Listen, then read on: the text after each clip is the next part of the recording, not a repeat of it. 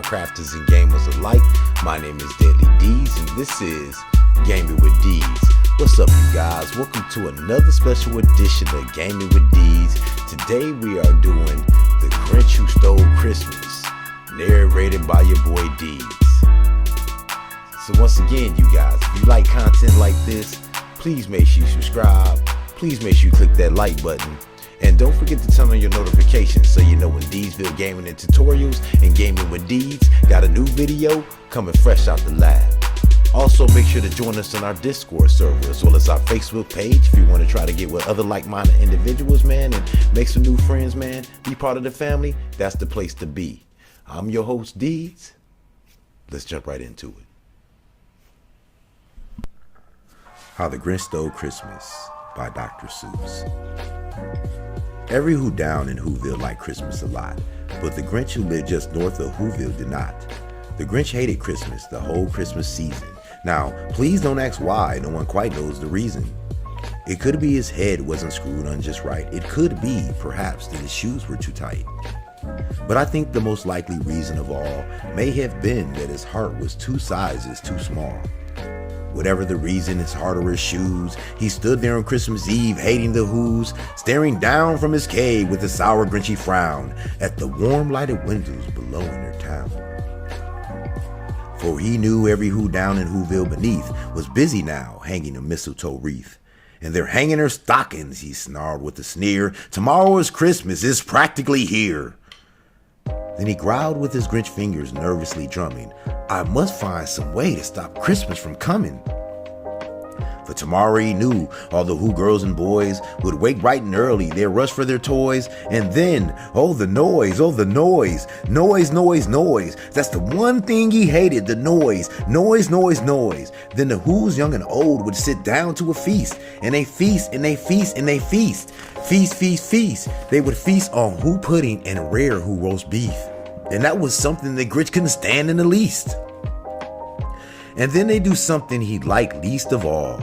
Every Who down in Whoville, the tall and the small, would stand close together with Christmas bell ringing. They stand hand in hand and the Who's would start singing. They sing and they sing and they sing. Sing. And the more the Grinch thought of this Who Christmas sing, the more the Grinch thought, I must stop this whole thing. Why, for 53 years I've put up with it now. I must stop this Christmas from coming. But how? Then he got an idea.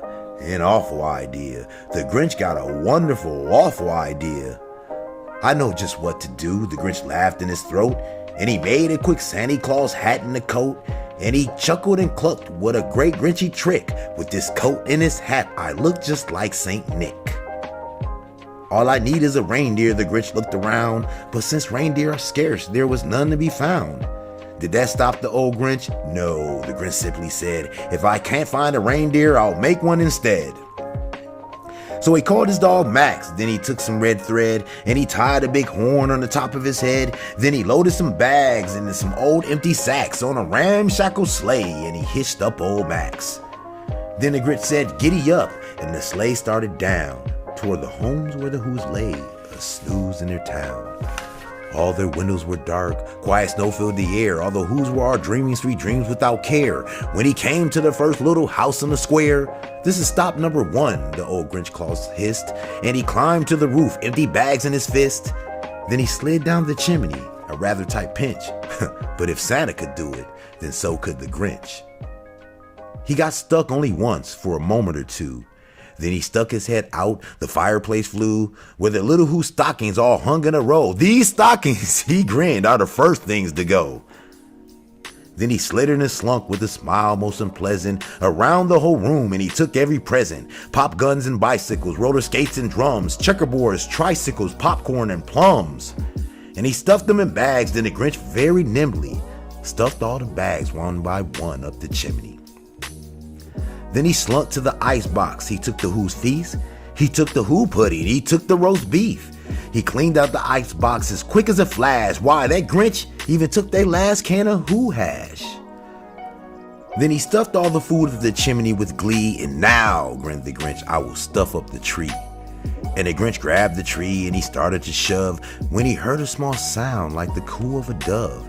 He turned around fast and he saw a small Who little Cindy Lou Who was not more than 2. The Grinch had been caught by the tiny Who daughter, who got out of bed for a cold cup of water.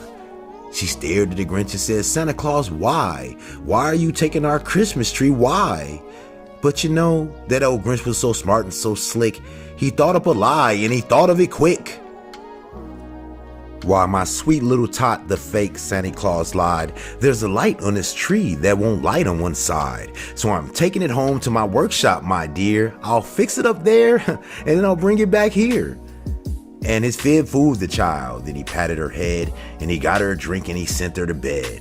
And when Cindy Lou went to bed with her cup, he went to the chimney and stuffed the tree up.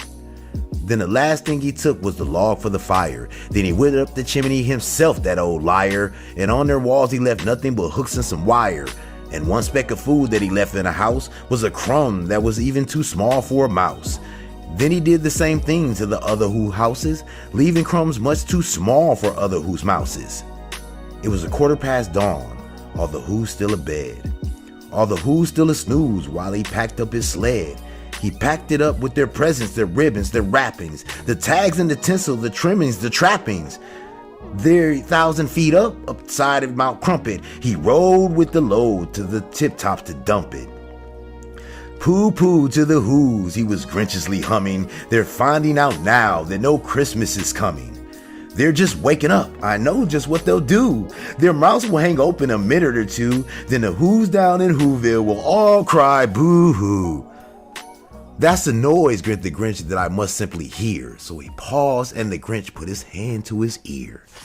And he did hear a sound rising over the snow. It started in low and then it started to grow. But the sound wasn't sad. Why, this sound sounded merry.